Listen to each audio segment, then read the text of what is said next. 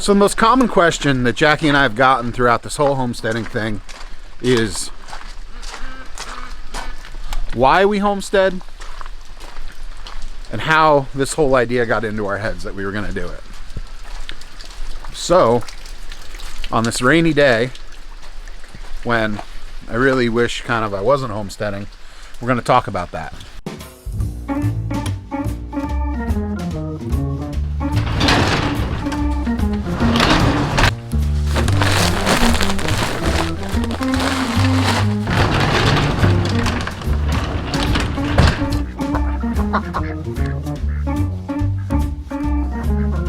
So the whole thing started like 10 years ago. Jackie and I had moved into a small 700 square foot apartment.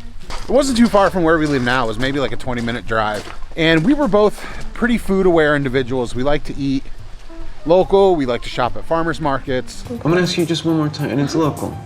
It is. Jackie was in grad school at the time. Our budget was tight, and it's expensive to eat that way if you're buying everything from the grocery store. So we looked into gardening, but being that we were in an apartment and we didn't have a whole lot of land to do that on, it wasn't really going to be feasible for us to grow our own garden, and we were kind of stuck. We lived in that apartment for 5 years before we saved up enough money and got to a point where we were ready to start looking for a house. And the apartment was great because it really narrowed down in our heads what we were looking for in our future home / homestead / whatever you want to call it.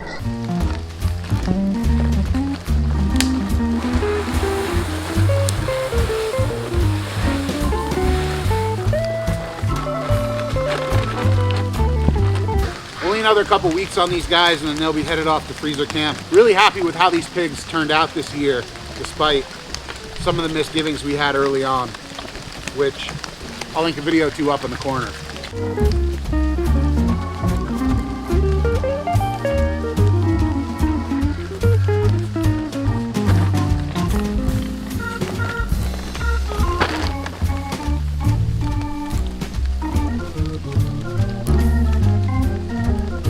I do have to be honest about something though. When we initially went house hunting, we weren't looking for a homestead per se.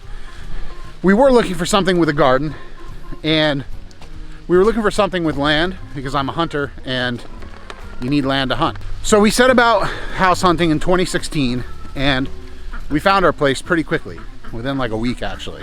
So we moved in and bought our place, and while it took a lot of work to get the garden to where it is you see behind me, including leveling out this area with a couple dump trucks full of dirt,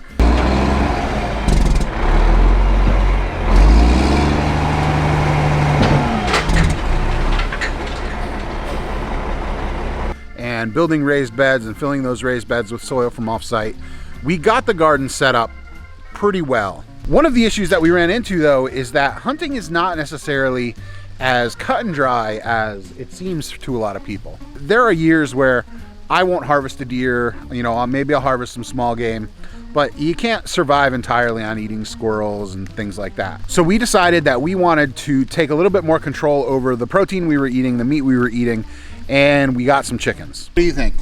You guys gonna be friendly to the new chicks? He is looking at me like I am gonna peck you. What do you think? Are you a sweet rooster? You're a sweet rooster. You're a sweet rooster.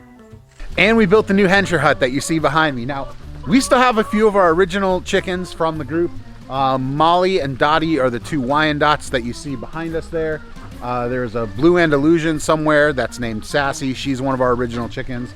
And then there's a bunch of the Easter eggers that are back there as well, and they're part of our original chickens.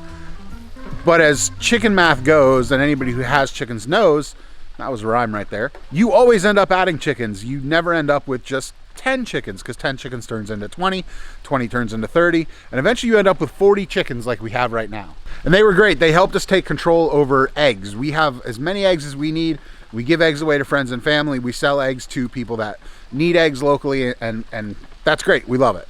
But much like nobody wants to live on squirrel alone, eating eggs as your sole source of protein gets old real quick. So we moved on to our next source of protein, and that is the pigs. So we got 3 pigs that first year.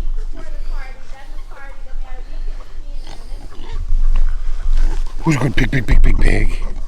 We got 6 pigs this year. Yay! Good job! Woo-hoo-hoo! We're all in the pen. And we're planning on doing as many as 12 pigs for next year. It's time to stop, okay? No more. We haven't exactly hammered out the details of that.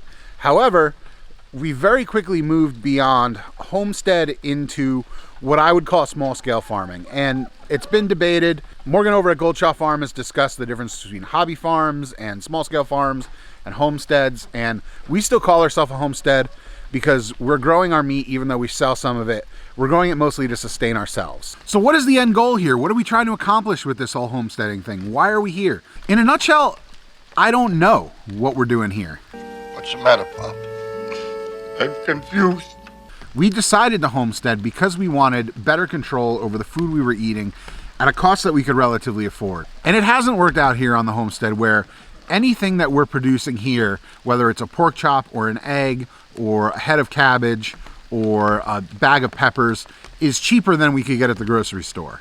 But what we are doing is growing better food than what we could get at the grocery store for a comparable price. All this cabbage that you see here next to me is going to be filled out probably in the next month or so, assuming, fingers crossed, we don't get too much snow on Thursday. That's a whole other issue we're not going to get into right now. But all this cabbage was raised completely organically. We use BT to control worms and caterpillars on there, which is an organic insecticide. We use neem oil, which is another organic insecticide. All these things that we're growing here, we couldn't get this food for a decent price at the grocery store, let alone know exactly where it's coming from and being able to see it from seed all the way up to its adulthood stage. So while the original idea of homesteading may have been put in our heads because of some sort of financial benefit that we perceived we would see if we started growing our own food, it's become something totally much more than that. The food that we're able to put on our table now, just in terms of quality, is, we believe, leaps and bounds better than you could ever even get in the grocery store. And for that, we've decided that we'll just keep homesteading as long as we possibly can physically sustain it. I don't know if I'd want to be 65 or 70 years old doing this, but I hope to be able to. As always, thanks everybody for watching, and we hope you have a great day. Bye.